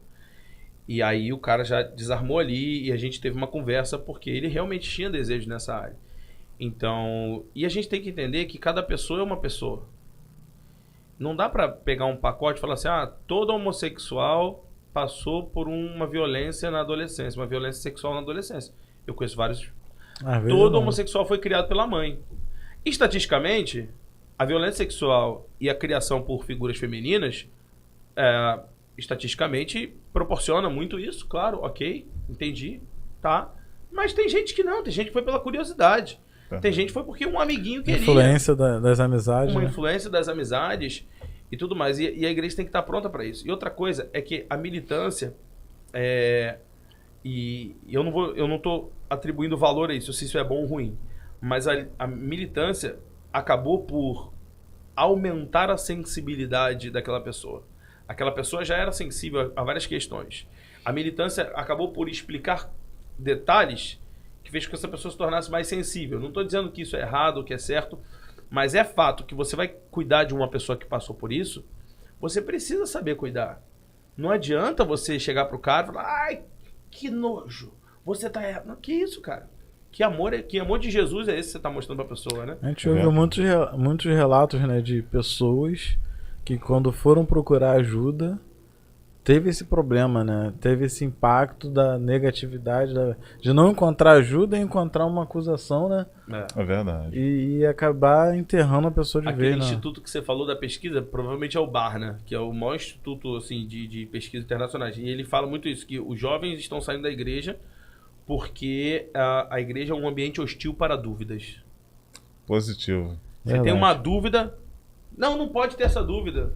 Porque na Bíblia, porque Jesus, porque Deus... Mas como não pode ter a dúvida? Você tem que, vamos sentar, vamos responder. E na verdade, eu acho que nos falta estudar apologética, a defesa da fé. Para poder explicar. O cara chega... não, mas... Epicuro, paradoxo de Epicuro diz que a existência do mal... Você tem que saber o que é. Você tem que estar ali para... Um exemplo disso. Por que todo pastor, quando vai falar do movimento LGBT, sabendo que tem irmãos que passam por essas questões e que ouvem, às vezes, na internet, pessoas do movimento, por que ele vai cometer a gafe de fazer uma piadinha com a sigla? Só pra quê? O movimento XYZ. Desrespeitoso. Você não sabe LGBTQIA+, meu Deus. Qual é a dificuldade de falar? E é por causa do respeito com o qual a gente fala, é que as pessoas procuram. Pô, pastor, queria bater um papo com você, então tô passando por isso, tô assim, tô assado. E eu já tive vários casos de que o pai e a mãe nunca souberam. E no primeiro gabinete, a pessoa tava passando pra rema. O primeiro gabinete foi fazer. Eu falei, cara, você já passou por isso? Já, pastor. E como foi? Foi assim. E eu fiquei perguntando, meu Deus, os pais dele nunca souberam disso. O garoto mora dentro de casa a vida inteira. E no primeiro gabinete ele me confessou. Mas por que me confessou? Porque eu perguntei. E é óbvio, um ou outro tem trejeito. Mas o que não tem que ser perguntado também sobre santidade. Qual é o seu calcanhar de Aquiles? Eu faço essa pergunta direto. Qual que é o seu calcanhar de Aquiles? Seu ponto fraco na questão da santidade? Fala pra mim, é dinheiro? Não pode botar um dinheiro na tua frente. É mulher? É homem? É sexualidade? É pornografia? É mentira? Você mente? Qual é o seu calcanhar de Aquiles? O cara não pode vir pra mim, é perfeccionismo. Meu pecado é ser perfeccionista. Eu sou muito perfeito. Sou muito perfeito, sou um anjo, sou um querubim, não é? Então ele vai falar, não, pô, pastor, meu pecado é dinheiro. Pastor, pode botar 30 meninas nuas na minha frente, eu não caio. Mas me bota 20 reais na minha mão, que eu vou trazer 15 e vou dizer que foi o 15 que eu recebi. E aí eu vou tratar esse cara. E isso é muito, isso é gostoso, porque o cara pela primeira vez, e a resposta magna de todo mundo é: primeira vez que eu conto isso pra alguém. Todo mundo fala. A esmagadora maioria. E aí eu pergunto, mas por quê? A pessoa nunca sabe. Não sei, porque... Mas alguns dizem, porque nunca ninguém me perguntou. Nunca ninguém me perguntou. Então a gente tem que estar disposto a fazer essas perguntas. Vou lançar uma polêmica. Sim. Vou lançar algo difícil aqui. Mas... Tá bom, pastor, vamos lá. Piora. Vamos lá. A gente acaba cuidando de muitas pessoas que acabam nos procurando, a gente faz aquele acompanhamento, né? Sim. Ora junto, tal. Quando chega diante de você aquele problema, vamos falar especificamente no setor, nessa área do homossexualismo. Uhum. Uma pessoa que sente confiança em você chega e fala, rapaz, não tô conseguindo ceder aqui, eu tento não ceder, eu tenho essa dificuldade. Mas aí você sabe que se você levar essa situação pro líder dele, vai matar ele em 3 segundos. O que você faz? Olha, eu penso o seguinte, tendência é uma coisa, pecado é outra. Se é pecado, confessado, arrependido, mudado e abandonado, não tem o que se falar, é abandonado. Ok. Confessado também, amém. Agora, se é pecado em vigência... Não, pastor, eu estou namorando com o cara. Geralmente, quando eu saio do culto, eu me encontro com ele ali em tal lugar, ele me pega de carro ali e a gente sai. Muito sem vergonha. Né? Não, aí, se esse cara tá vivendo essa vida dupla, aí realmente a gente precisa tratá-lo, chamar a liderança e olha, isso precisa ser exposto ali na liderança. 2, 3 pessoas resolvem esse caso, não precisa a igreja inteira. Agora, se é um caso, pastor, tem uma tendência. Nem sempre aquilo precisa ser contado para outro líder, né? Agora, se você não contar para mais ninguém, como líder, você esse é o exemplo, né? Eu sou um líder e tem um outro líder que lidera esse cara. Esse cara vem conversar comigo. Eu tenho que saber o seguinte... Bom, você é um pouco mais claro. Uhum. Tem o pastor. Tá. Legal. Aí o pastor. Tá. Só que isso aí também depende do contexto da igreja. Talvez eu aconselhe uma coisa que o pastor desse líder não vai gostar. Mas o que eu faria se eu estivesse no lugar desse cara, se eu sou líder de jovens e ele está confessando para mim uma tentação, não é um pecado em vigência, ou ele está confessando um pecado antigo, na nossa igreja a gente não tem necessidade nenhuma de repassar isso, né, para o nosso pastor presidente, chegar para ele, olha, o fulano de tal, há 5 anos atrás caiu, ou o fulano de tal tem um desejo assim, assim, assado. A gente pode conversar com a liderança, só que você comentou também dessa liderança querer matar o cara, né? 3 segundos. Não, então cuida dele. Só que aí o problema é, você vai estar também assumindo a responsabilidade. Porque se você também não conta e não assume o discipulado do cara, o cara confessou pra nada, porque ele vai continuar sozinho.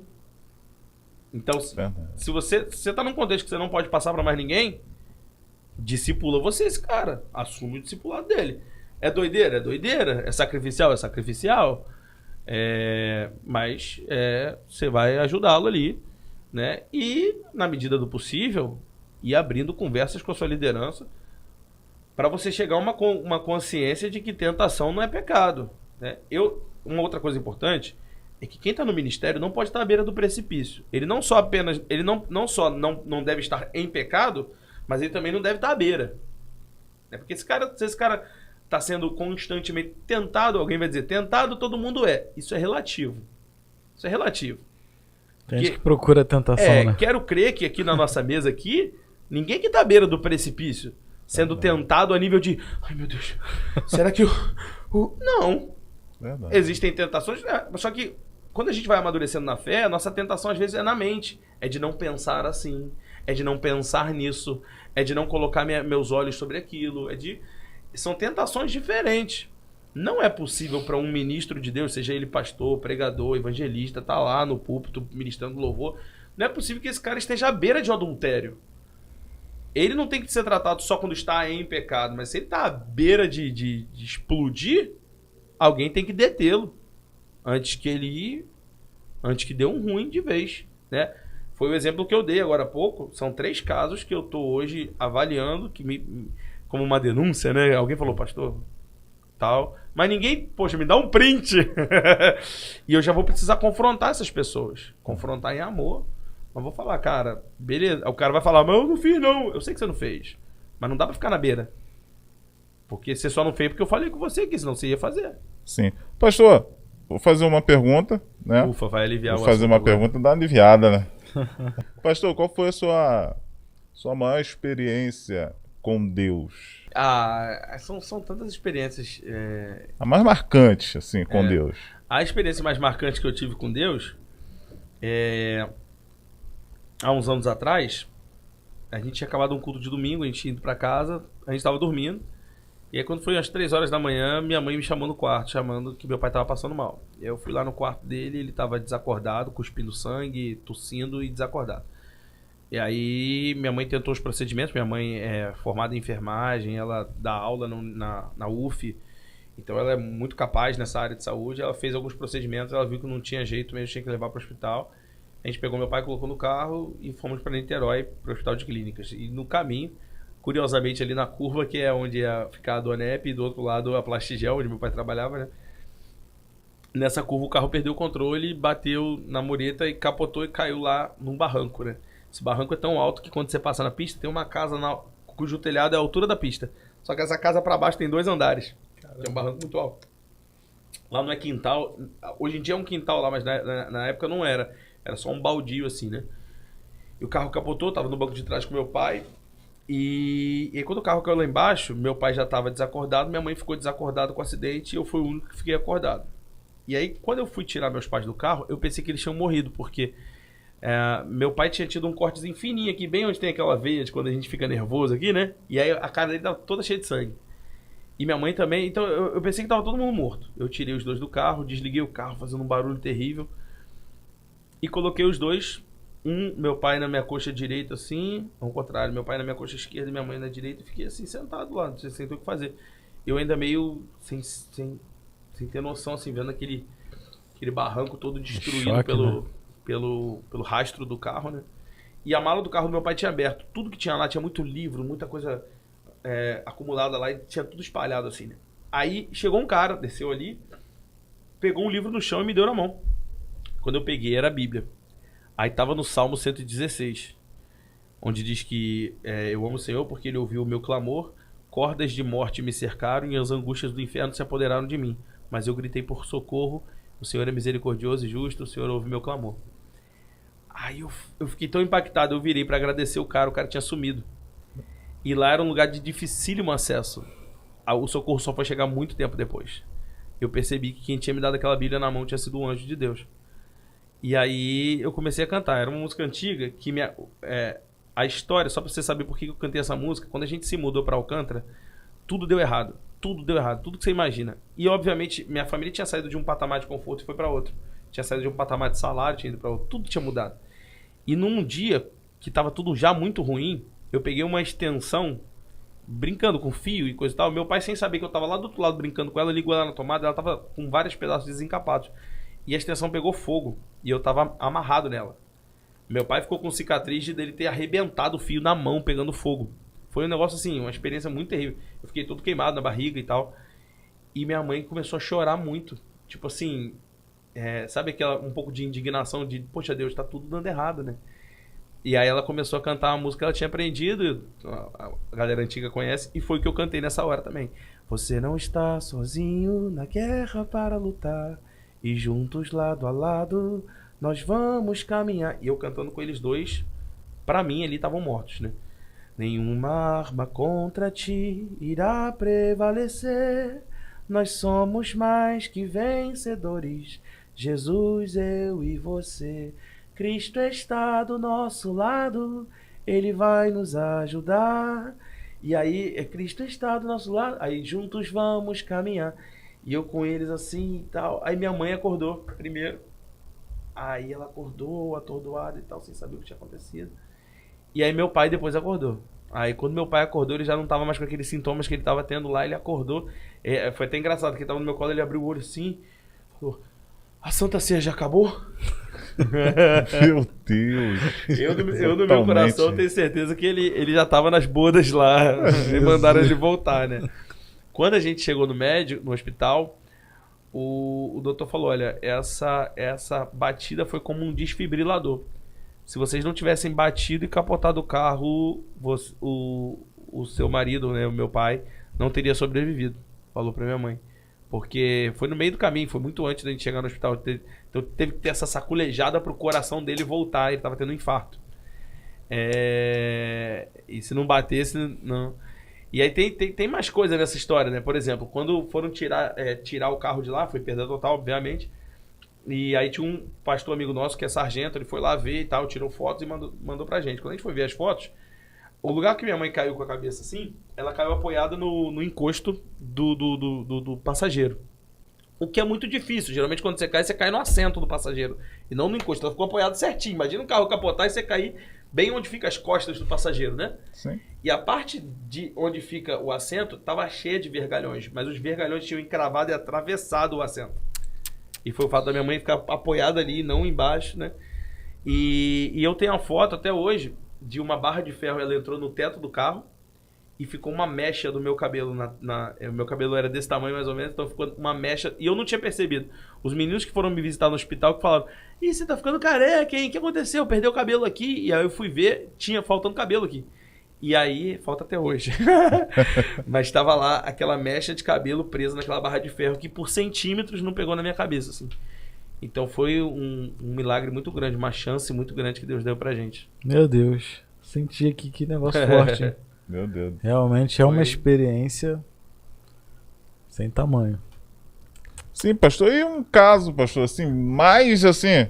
O senhor lida com jovem, então no meio de jovem, como nós lidamos também, né? Facilitar não, viu? Uma polêmica. Vamos no meio um caso assim bem chocante que o senhor chegou na mesa do senhor, o senhor, pô, vou ter que resolver, não tem mais ninguém, eu vou ter que resolver esse negócio aqui. Tem algum caso bem chocante assim? Eu já tive muito caso difícil. Eu já tive casos de... E assim, existem coisas que... Só pra... Eu tenho que fazer esse... Chama de disclaimer, né? Tipo, explicar antes. Meu pai fala que quanto maior o cachorro, maior a quantidade de pulgas. Então eu acho que quanto mais a igreja cresce, mais a gente lida com situações que... Só uma coisinha só, tá? O pastor Rafael, gente, tá? Ele é um pastor não só da comunidade Rema, tá? Essas perguntas não são necessariamente da sim, Igreja Rema. Pastor Rafael é o pastor do estado do Rio de Janeiro, tá bom, gente? Então tem pessoas de outras igrejas que vêm para fazer. É bom a gente esclarecer também, então, tá? Se você quiser ter um gabinete com o pastor Rafael, ele vai te receber. Então, de vez em quando a gente Ontem tá mesmo lá. fiz um gabinete com alguém que não era, né? De vez em quando a gente tá lá na comunidade Rema, pegando alguns conselhos com o pastor Rafael. E a última vez que a gente esteve lá, virou uma chave, hein? Sim, sim. Virou uma chave. Então, gente, essas perguntas não são necessariamente da comunidade evangélica Rema, não é, tá? Não, mas assim... Teve algum caso que o senhor teve? Mas a maioria é. mas por isso que eu falei aquilo antes, que como a igreja cresceu... a igreja é um extrato da sociedade. Sim, então, sim. Vou dar um exemplo até questão racial. Se a sociedade, se aquela cidade só tem gente negra, e você chega na igreja e só tem branco, tem alguma coisa errada com essa igreja. Porque essa igreja tem que ser um extrato da sociedade. A proporção de mulheres que tem na sociedade tem na igreja, a proporção de negros que tem na sociedade. Se essa igreja está numa zona um pouco mais pobre da cidade e só tem rico na igreja, tem alguma coisa errada nessa igreja. Essa igreja não tá alcançando os pobres daquela região. Ela está sendo uma igreja elitista. Está sendo uma igreja sexista, só tem homem. Só está sendo uma igreja racista, só tem branco, só tem isso, só tem aquilo. E assim também com as questões de pecado. Se naquela região muita gente cai em tal pecado, é o pecado daquela região. Por exemplo, o Brasil, a gente sabe que existe uma potestade que opera muito fortemente na sexualidade. No mundo todo? Ok, no mundo todo. Mas você vê coisa no Brasil sendo normalizada, cantada. Tem coisa que a gente canta, né? O mundo canta, melhor dizendo. Que a gente fala assim, caramba, como é que isso aqui tá fazendo tanto sucesso, né? Na música, né? Música secular. Isso é terrível. Então, assim, a gente sabe que a gente vai encarar muito disso dentro da igreja também. Então, eu já tive casos que eu tratava, por exemplo, a menina que veio reclamar porque o namorado dela tava ficando com a mãe dela. Meu Deus, hein? Graças a Deus, não é um caso particularmente da minha igreja, no sentido que os envolvidos, a menina era da minha igreja, mas os envolvidos iam muito além. Então, pastor, porque cheguei em casa, aliás, meu namorado foi dormir lá em casa e quando eu acordei de madrugada, minha mãe estava com ele. Então, assim, tem coisa. Só que, graças a Deus, assim, são exceções à regra. Pelo menos na nossa casa, na nossa igreja, quando acontece, e sempre acontece assim, alguém vem e conversa e confessa. E essa menina já tava errada porque namorava a pessoa errada. Já começou por aí também, né? A mãe, ela não tem como escolher, mas o namorado ela pode escolher, né? É verdade. Teve um caso delicado que gente, eu já ajudei a pessoa a fugir do marido que batia. Já providenciamos a passagem dela pra Bahia, pra ela voltar a morar com a família dela, porque aqui no Rio ela não podia permanecer. E denunciá-lo estando em casa não ia fazer sentido porque ele podia matá-la, né? Sim. Então era melhor ela fugir e depois ela denunciava. E aí a gente providenciou a fuga dela. Já lidei com um pai que maltratava o filhinho que era bebê. Que isso? E a mãe descobriu por causa dos hematomas.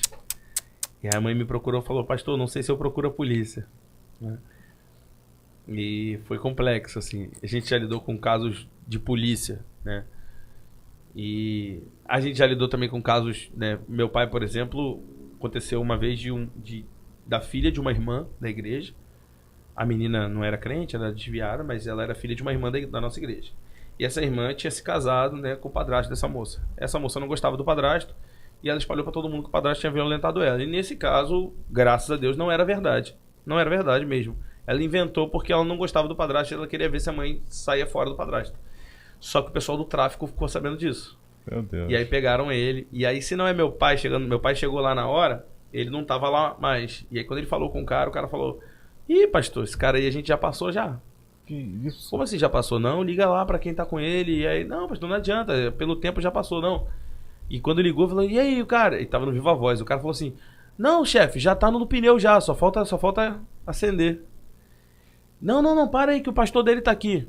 E aí trouxe o cara tava molhado de gasolina. O cara era negro, mas tava branco de pálido. E aí o cara falou assim: mas você não pode sair da favela enquanto a gente não resolver isso, da comunidade, né? Enquanto a gente não averiguar isso e descobrir a verdade. E ele virou pro meu pai e falou assim, e pastor, vai ser a vida dele pela sua, se ele sair da comunidade. Aí, né? E realmente, só que aí depois foi uma outra luta, porque quando a menina confessou que era mentira, Eles queriam pegar a menina. E aí foi lá meu pai Eu já fui na casa de uma irmã, a menina ela ligou pra mim, pelo amor de Deus, vem aqui que meu marido tá me batendo. Eu já caí no pau com o cara. Que isso? Eu já caí no pau com o cara. Furo de reportagem. Eu entrei na casa deles, o pau tava cantando. Meu irmão, eu peguei nesse negócio dele, joguei ele pro canto e falei, se você levantar a mão contra ela, eu vou te arrebentar aqui, meu irmão. E ela chorando, entra no carro, meu irmão, não encosta, entra no carro, não encosta. E pai, bate portão, sai cantando pneu no carro. Bum. Aí livramos uma ali, né? Meu Deus. Que é exatamente o que eu acho que Jesus faria, né? Sim, gente, eu tô pensando nisso aqui. Gente, que situação inusitada. Eu não sei o que eu faria. Eu acho que a minha atitude seria essa também, pastor. Rapaz, na hora assim, né? Você entrou na casa deles? Entrei. Caramba. Ela me ligou gritando, tá me batendo. Aí, barulho de panela. É claro que o fato ali... Era algo recorrente? Então, aquela família não tinha situação séria, né? de violência doméstica. Uhum. Ali foi uma briga de casal que culminou em violência. Violência de ambas as partes. Uhum. Só que, obviamente, você tem que considerar que a força do homem é muito maior do que a força da mulher. Sim. Né? Graças a Deus, não houve nada, assim, gravíssimo, né? A nível de, né, sei lá, de quebrar uma perna, um braço, etc. Mas teve tapa, teve panela caindo, aí desvia, quebra, não sei o que lá. Até por isso a gente não entrou, como o pessoal fala, em vias de fato, né? De soco na cara, eu também não entrei. Peguei o cara, joguei o cara pro canto, gritei na cara dele, puxei ela.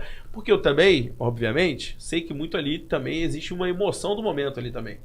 Né? Que eu não vou entrar num nível que depois os dois se reconciliam e eu fico lá de bobão, que eu fui o cara que queria... Não... Eu vou separar a briga mais o apaziguador do que... Eu vou dizer que eu disse que eu não sei o que eu faria, porque já passei uma situação dessa. A pessoa pediu um socorro, aí você tenta acudir, aí chega dia seguinte, tudo maravilha. Aí o cara vai lá, bate. Aí a pessoa vai lá, liga pra mim e minha esposa. Aí chega depois, tá uma maravilha. É algo recorrente que a pessoa aceita. Provérbios fala que aquele que se mete em uma causa alheia é como alguém que pega o leão pela barba. Imagina você pegar aqui na barba do leão, você na cara dele tá dizendo, oi, leão. Ele vai comer a tua cara, né? Então, assim, é como aconselhamento de namoro. Não, você não deve casar. Ih, filhão, você falar isso pra alguém, aí casa e dá certo, porque Deus é misericordioso. Você vai virar Jonas. Jonas ficou chateado porque Deus teve misericórdia. Vai falar, poxa vida, o casamento deles deu certo. Não, que coisa chata. E você vai ficar marcado na vida daquele casal o resto da vida. Aquele cara ali, aquele irmão, aquela irmã falou pra mim não casar. Eu já aconselhei vários casais. Não é a hora. Acho que vocês não deveriam namorar agora por isso. Só que é um conselho. Não é uma ordenação. Eu não tô ordenando ninguém. Eu acho que isso é bem visto, né, pastor? Se você tem uma pessoa, um jovem... casais que aconselhei a não namorar. Eles namoraram, casaram e foi uma bênção, glória a Deus. Agora eu falo. O fato de Deus ter misericórdia com seu erro não torna seu erro um exemplo para ser seguido. Sim. Mas tem casos que a gente olha assim e vê, pô, o rapaz não é um bom filho, não gosta de trabalho, não gosta de estudar, não gosta de nada. Aconselha. Você aconselha essa pessoa, sai fora disso. Mas tem casos, né, que eu acho que é mais da pessoa em si do que eu já vi um caso de uma... Isso aqui é interessante, o caso de uma irmã falando pra moça... Pra não casar, que não era de Deus, mas porque ela queria que a moça casasse com o filho dela. Meu Deus do céu. Olha que isso tem. Um termo que eu uso é o seguinte, não é tipo, sai fora ou não namora com ele. Eu falo, você precisa colocar isso na balança.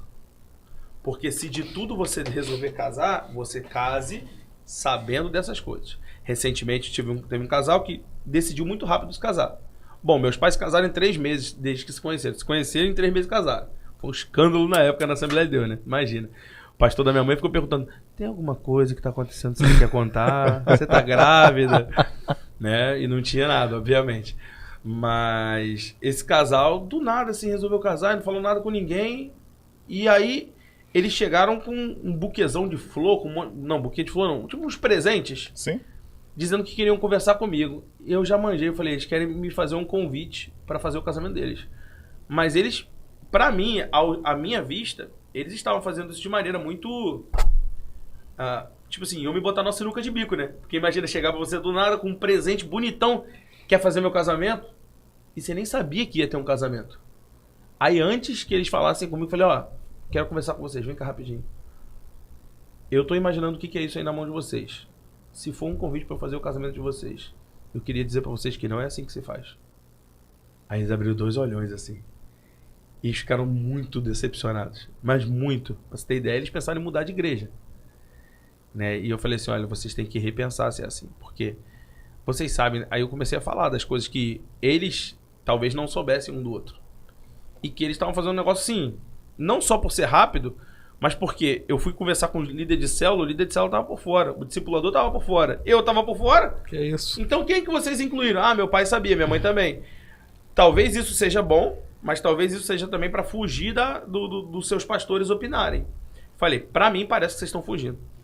E aí marquei um gabinete 1 mês depois. Eles, 1 mês ou 2 meses depois. Já casados? Não. Não? Não, aí eles voltaram pra esse gabinete e eu falei, e aí, gente? E aí eles falaram, pastor, a verdade... Fiz com eles separados, inclusive. E a menina falou, pastor, a verdade é que a gente pensou até em sair da igreja. Tão frustrado, a gente ficou muito mal. Mas foi bom, porque a gente colocou as coisas no lugar, a gente pensou... E realmente a gente quer casar. E a decisão deles realmente estava correta. Só que eu, como pastor, não podia só fingir que tá tudo bem e deixar. E no final... Foi muito bom, foi de Deus pra eles, porque isso provou o coração deles, o amor deles e a maturidade deles de ficar na igreja. Porque em outros tempos, outro jovem teria saído da igreja. O pastor falar que não vai fazer teu casamento assim do nada, o cara que eu pastorei essa menina praticamente a vida dela inteira, desde que ela era pequenininha. Então, fui líder de adolescentes dela, depois fui líder de jovens dela, depois fui pastor de jovens dela e agora sou pastor dela. E eu falei, ó, depois a gente conversa.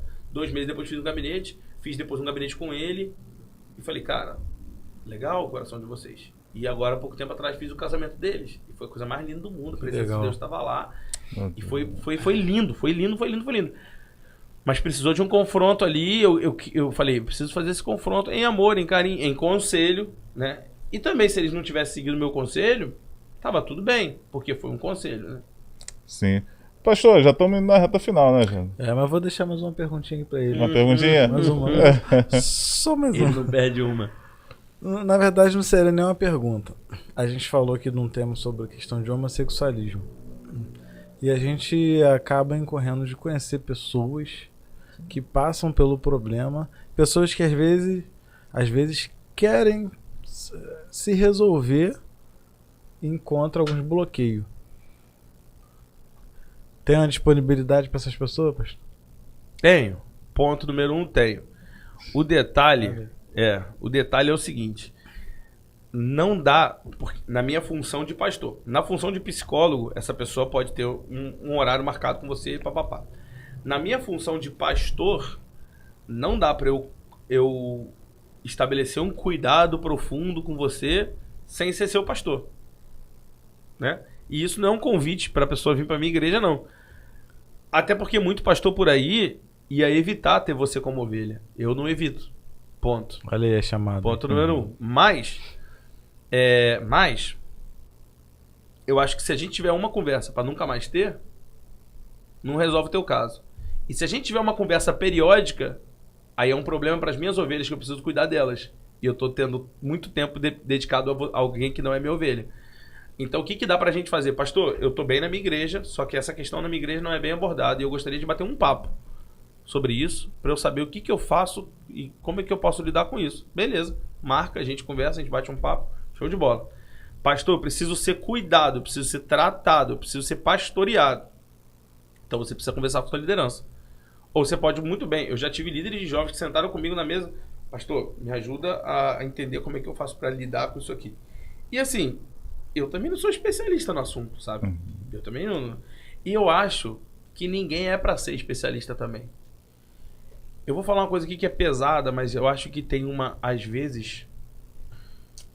É perigoso falar isso assim, mas acho que o pessoal vai entender.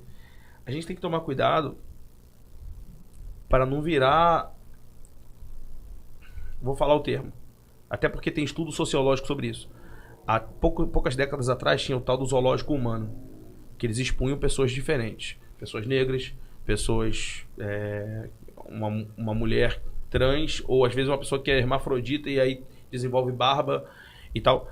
A mulher barbada, lembra dessa ideia que tinha no circo de uma mulher que tinha barba? E o pessoal fala, botava uma barba. Não, algumas mulheres dessas, na verdade, tinham problemas hormonais e eram exibidas ali como se fossem bichos. E a gente tem que tomar cuidado, porque se a gente se torna especialista numa coisa, às vezes a gente pode estar usando pessoas como troféu. Aqui na minha igreja, a especialidade é restaurar casamentos. Aqui na minha igreja, a especialidade é restaurar homossexuais. Aqui na minha igreja, a especialidade é restaurar viciados. E aí eu acabo usando aqueles testemunhos como troféu da minha igreja. Minha igreja tem um troféu. Aí quando uma pessoa daquela cai, ao invés de ter amor pelo que aconteceu com aquele irmão, eu tenho vergonha, porque ele representa o fracasso do meu ministério. Só que esse cara não é o fracasso do meu ministério. Assim como Pedro não era o fracasso do ministério de Jesus em João 21. Quando Jesus volta para encontrar Pedro, mesmo depois dele largando tudo, ele quis voltar a ser pescador. A Bíblia diz, vou voltar a pescar. Jesus foi lá e encontrou ele de novo. Pedro, tu me amas? Porque Pedro não representava o fracasso do ministério de Jesus. Se alguém no meio do caminho fracassar, não é representação do fracasso do ministério, mas é porque, como Jesus falou, né, sobre Judas, e eu acho que ninguém quer ser Judas, mas tem gente sendo tratado como Judas, e na verdade ele era o Pedro. Pedro e Judas foram muito parecidos. Verdade. E eu sei que tem líderes hoje que estão tendo Pedros. A gente pode até estar desviando um pouco do assunto, mas eu acho que vai ser bom. O que é o Pedro? Pedro é o cara que fala o que ninguém quer ouvir. O Pedro é o cara chato. E aí, você tem um cara desse debaixo da tua liderança. O cara cri-cri. O cara criterioso. Você chegou 5 minutos atrasado na reunião e ele tá te cobrando. Mas será que não era necessário o líder ser pontual? Né? E aí você não gosta daquele cara. E acaba que o seu jeito com ele transforma um cara que era um Pedro num Judas. Então eu acho que a gente está transformando muito Pedros em Judas, né? Então, só para fechar essa questão, a pergunta que você tem que fazer em relação a qualquer pecado, inclusive na questão da homossexualidade. Aliás, falar homossexualidade para os irmãos que passam por isso e que entendem do assunto é melhor do que homossexualismo. Sim. Eu aprendi isso na marra, né? Eles falaram para mim, pastor, o pessoal diz que homossexualismo tem conotação de doença, homossexualidade. Então, pastor, claro, não me custa nada falar LGBTQIA+, não me custa nada falar homossexualidade.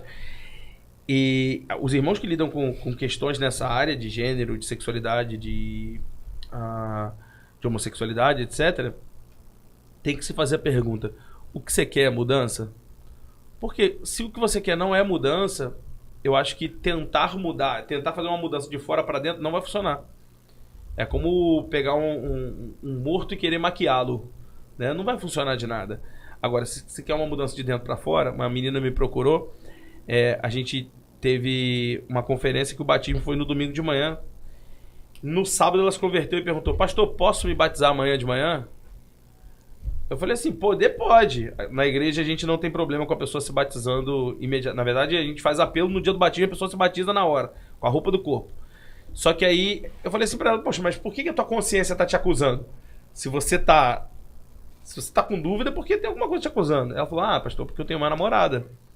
E eu falei pra ela, olha, se você tem uma namorada, a minha pergunta é, você quer terminar? Você está disposta a abandonar esse pecado? Ela falou, para falar a verdade, não, pastor, porque é a primeira vez na minha vida que eu me sinto amada de verdade. Eu falei pra ela, então você não está pronta para o batismo.